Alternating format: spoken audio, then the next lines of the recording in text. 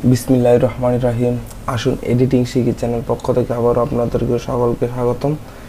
আজকে আমি আপনাদেরকে একটি অক্ষরের সাথে আরেকটি অক্ষর কিভাবে যুক্ত করতে হয় অথবা একটি অক্ষরের মাঝখান দিয়ে কিভাবে আরেকটি অক্ষর নিতে হয় সেই বিষয়টি দেখানোর চেষ্টা করব।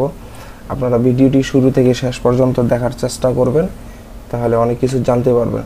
তো চলুন শুরু করি। প্রথমে আমি এখান থেকে টাইপ টুল নেব, কিবোর্ড থেকে শর্টকাট টি আমরা এখান থেকে বাড়িয়ে দিতে পারি। এখন যদি আমি এখানে টাইপ করি এ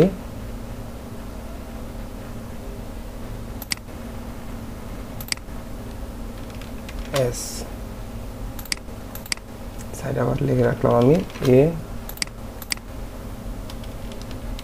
বি। এটা মুভ টুল, কিবোর্ডের শর্টকাট বি।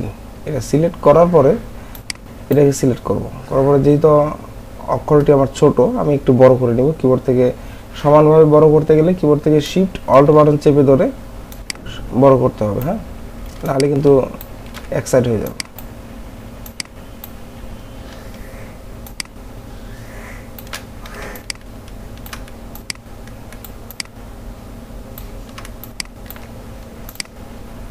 এখন এটা আমি আলাদা কালার ব্যবহার করতে পারি, এখান থেকে সচ থেকে আমি কালার নিতে পারি, এটাতেও আমি কালার ব্যবহার করতে পারি।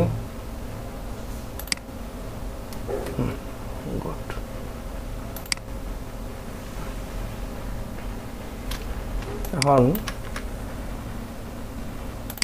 এটাকে এই জায়গাটা বসিয়ে দিব, বসিয়ে দিলে দেখুন হচ্ছে না।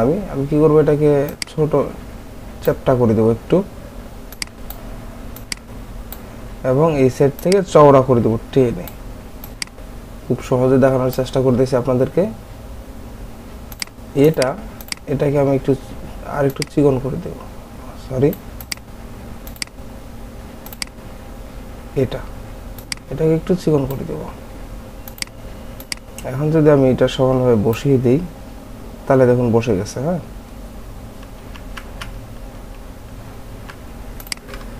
বসে যাওয়ার পরে দুটাকে সিলেক্ট করবো এইভাবে।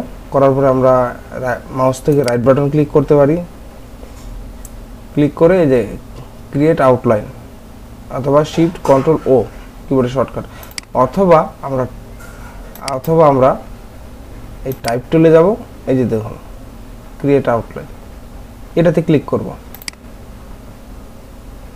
ক্রিয়েট আউটলাইন হয়ে গেছে আমার। তো এবার এই জায়গাটা যাবো, এই যে দেখুন শেপ বিল্ডার টুল, কিবোর্ড থেকে শিফট এম নেওয়ার পরে আমরা এখান থেকে যেটা আমরা একত্র করতে চাচ্ছি সেটার উপরে ক্লিক দেব, হ্যাঁ, টেনে দেব। যেমন এখান থেকে এটা আমি একত্র করতে চাচ্ছি, আবার এখান থেকে এইটা, আবার এখান থেকে এইটা, তারপরে আবার এখান থেকে এইটা, এটা থেকে এটা, এটা থেকে এইটা।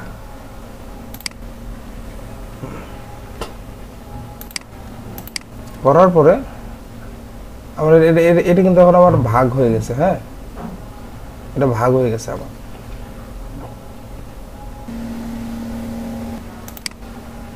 এটা সিলেক্ট করার পরে আমরা এখান থেকে কালার দিয়ে দেবো, হ্যাঁ, সোর্স থেকে। এখন ঠিক আছে, দুটোকে সিলেক্ট করার পরে ইফেক্ট 3D এক্সটেন্ড বিভেল, এখানে যাওয়ার পরে এখানে প্রিভিউ চেক দিয়ে দেবো, হয়ে গেছে। এখান থেকে আমরা বিভিন্ন 3D দিতে পারি আর কি, আমরা বিভিন্ন প্রকার। এই যে এটা একটা ডিজাইন মনে করতে পারেন আপনারা। এটা যদি আমি একটু ইয়া করে দিই,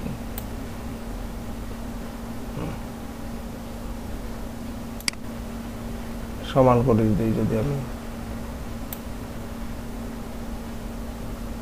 ওকে,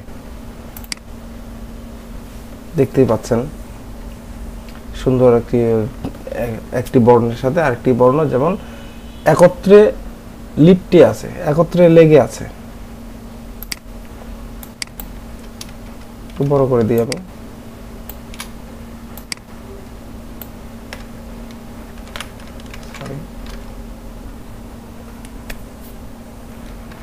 বড় করে দিই আর একটু। ভিডিওটি যদি আপনাদের ভালো লেগে থাকে তাহলে অবশ্যই একটি লাইক দিবেন, আমার চ্যানেলটি সাবস্ক্রাইব করবেন এবং পাশে থাকা বেল আইকনটিতে অবশ্যই ক্লিক দিয়ে রাখবেন। ধন্যবাদ, সুস্থ থাকবেন।